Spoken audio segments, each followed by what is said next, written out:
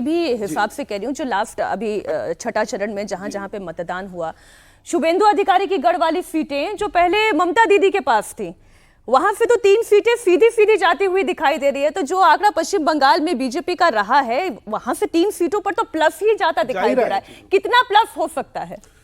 देखिए, मैं ये कह सकता हूं कि हो सकता है भाजपा ने पश्चिम बंगाल को, मैं बंगाली कहता हूं, पश्चिम पूर्वी तो अब होना नहीं चाहिए, जी, बंगाल को न समझाओ।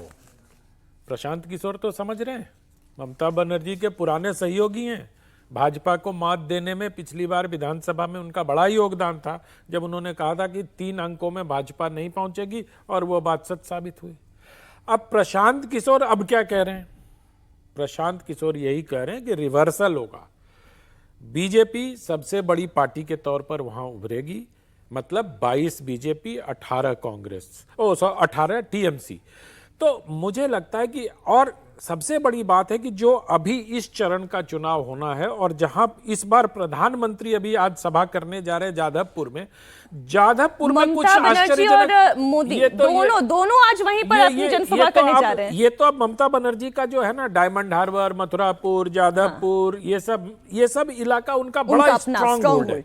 लेकिन जादवपुर एक ऐसी सीट है इस बार जहां के चुनाव परिणाम में कुछ उलटफेर हो सकता है। अनिर्बान गांगुली भारतीय जनता पार्टी के वहां से उम्मीदवार है, और सायनी बोस वहां की अभिनेत्री हैं, वो वहां चुनाव लड़ रही हैं। लेकिन जादवपुर में अगर यूनिवर्सिटी और सब चीजों को लेके जो पिछले कई वर्षों से बीजेपी जो काम कर रही है, उसमें वो टफ सीट मानी जाती थी। लेकिन इस बार जो ममता बनर्जी का ये स्ट्रॉन्ग रिंग कहता हूं मैं इसको, आसपास इनके कलकत्ता के आसपास है, उसमें शायद दरार आएगी, सेंध लगेगी, और वो सेंध मुझे जादवपुर से लगती हुई नजर आ रही है। अनंत जी जो कह रहे हैं कि इस बार तो रेशियो उल्टा हो जाएगा, 22 बीजेपी, 18। ममता जी के सहयोगी प्रशांत जी कह रहे हैं।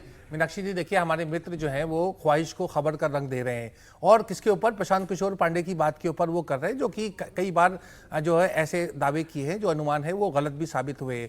बात देखिए मीनाक्षी, समझने की निष्पक्ष भाव से अगर आप बंगाल की राजनीति देखें तो ममता बनर्जी जो है वो एक 24/7 पॉलिटिशियन है। वो किसी सीएम हाउस में नहीं रहती हैं, सादा जिंदगी, और बहुत ज़्यादा, जिससे नरेंद्र मोदी जी पूरे 24 घंटे के एक पॉलिटिशियन है, राजनेता, उसी तरीके से ममता बनर्जी विचारधारा अलग हो सकती है, लेकिन काम करने का तरीका वही है।